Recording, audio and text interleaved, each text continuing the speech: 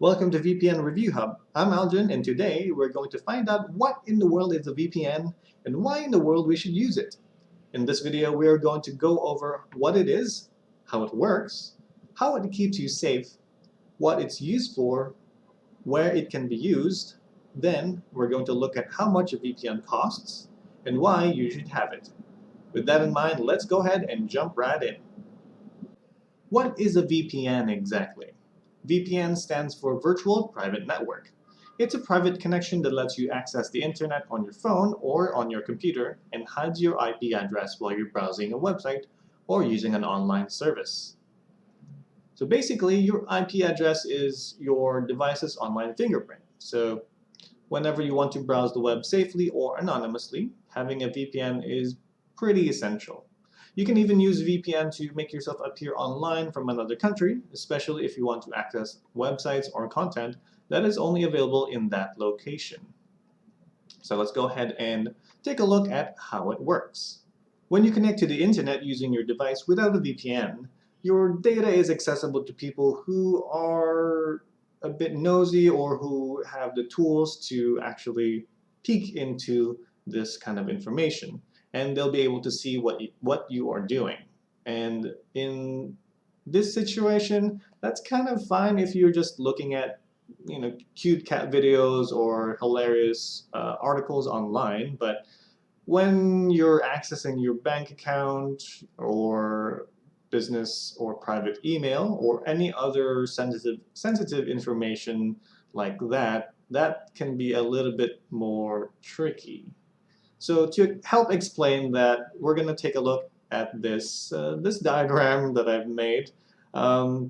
So as you can see here, this is basically just your device, your computer, your phone, and then we just want to access the internet. And without a VPN, it just has a direct connection, and that direct connection is not very secure since there's many different ways of kind of peeking into that transaction between your device and the internet.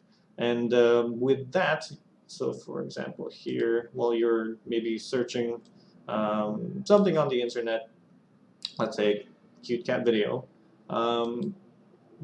somebody might be able to see that.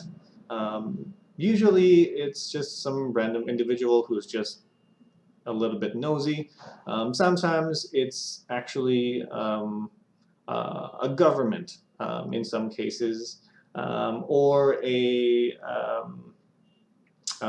some kind of company who's looking into your behavior online and might use that for marketing purposes and just adjust your ads that you see online based on what you've been doing online. So this is kind of one of the key ways that advertisements understand what your preferences are online, and they will adjust your ads to that.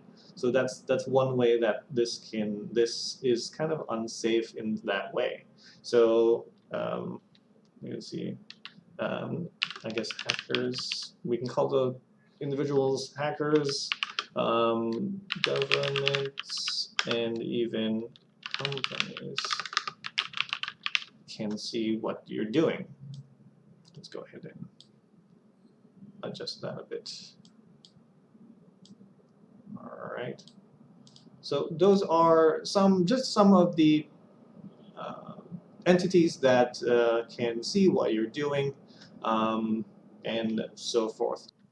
Meanwhile, when you're using a VPN, it makes your connection to the website look like you're visiting from somewhere else, usually the VPN server itself, and not your own device. The VPN also encrypts your data while you're connected as to make sure that your information stays safe and secure. Let's go ahead and take a look how that looks in a diagram, I guess.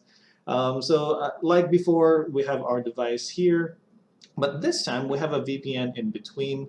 The device talks to the VPN and encrypts the information, and then sends it over to the website or the service that you're trying to get into, and then that goes back to your computer through the VPN again, encrypts all that information so it doesn't track back to you, and then gives you the website, the video, the cat video that you're trying to watch, and then you're good to go. In some situations, like I mentioned earlier, this can make you seem like you're in another location. So let's use Netflix, for example. Netflix is pretty well known for not allowing certain content in certain countries. So if we have a VPN, we can use that location of the VPN so we can access the video or the show that we want to watch or movie that we want to watch on Netflix, and then we'll be able to send that back to our computer to be seen, to be watched. And it won't track back to you because the website or the service that you're visiting thinks that it's being watched or it's being seen through that VPN server. So it's like a middleman kind of situation. It's like you're not even there. It just thinks it's this VPN that's accessing my website, but it's actually you through their encrypted connection, and you're actually watching it from some country that you can't access this content normally from. So, for example, let's say you are in what's a good example? Let's just use the Philippines for example. So if you're in Philippines and you want to watch something from, I don't know, the UK, and you can't seem to access it because it says, oh, this content is not available in your country or something like that. That's pretty common on YouTube actually. But if we use a VPN, we'll be able to bypass that and make YouTube think that we're watching it in the UK. So it's kind of a very useful tool for doing those kinds of things. Or if you just want to if you want to access your private information and you're in another country, let's say you went to, I don't know, where do people go on vacation? Let's say you go to Hong Kong for a business trip and you want to access your private information, but you don't want other people to know what you're doing, so you use a VPN to do that, and makes it so that your computer is not seen in the whole transaction between your device and and the internet or email that you're trying to access. So it kind of secures you or hides you during that whole process, which is kind of nice. And how does it exactly do that? VPNs keep you safe by using protocols such as PTP, or otherwise known as point-to-point protocol.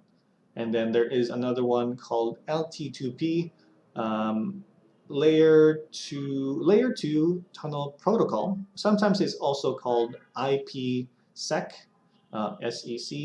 And then there's another one called SSTP, or Secure Socket Tunneling Protocol. A few newer ones are called IKEv2, or Internet Key Exchange version 2, and lastly, OpenVPN. So the first few ones that I mentioned were the oldest and also the least secure among the list that among the ones that I've just listed. But the newer ones like SSTP, IKEv2, and OpenVPN, those are a little bit newer and more secure because they're a little bit more up to date. They protect you by basically jumbling up your information and making it difficult for strangers to see or access that information, which is very good if you want to be safe online. Sadly, though, your options might vary depending on your device or the VPN itself.